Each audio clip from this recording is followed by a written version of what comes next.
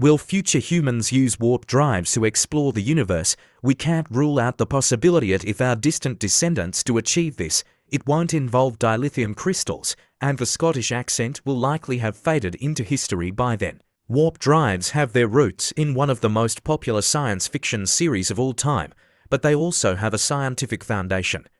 A new paper examines the science behind these drives and asks whether a warp drive failure would emit detectable gravitational waves. In General Relativity, there is room for warp drives, and Mexican physicist Miguel Alcubierre described how they could theoretically work in 1994. His work, known as the Alcubierre Drive, is well recognized in space and physics circles. Everyone knows that no object can move faster than the speed of light. However, warp drives might offer a workaround. A spaceship equipped with a warp drive wouldn't violate the faster-than-light FTL rule because it warps spacetime itself. Despite their science fiction origins, warp drives have a concrete definition in general relativity.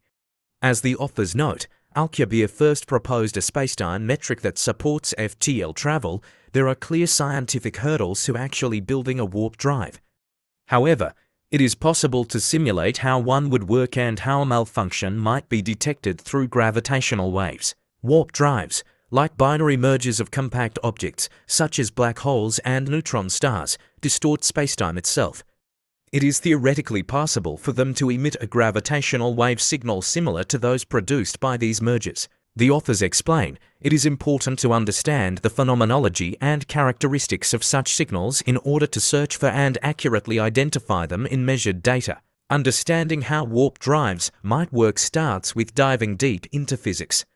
The basic idea behind a warp drive is not to directly exceed the speed of light in a local reference frame, which would violate Lorentz invariance, but to allow a warp bubble to traverse distances faster than light as measured by some distant observer by contracting spacetime in front of it and expanding spacetime behind it.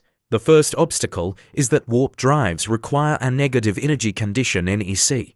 Physics dictates that a region of space cannot have negative energy density. There are theoretical workarounds for this, but none are currently practical. The authors explain other issues with the warp drive metric include the potential for closed time-like curves and, from a more practical perspective, the difficulty for those on board to control and deactivate the bubble. This difficulty arises because it would be impossible for the crew to send a signal to the front of the ship. As explained in a previous paper, events inside the bubble would find it difficult to affect events outside the warp bubble. In conclusion, while warp drives remain a speculative and challenging concept, ongoing research continues to explore their potential. Should these obstacles be overcome, the implications for space travel and our understanding of the universe would be profound.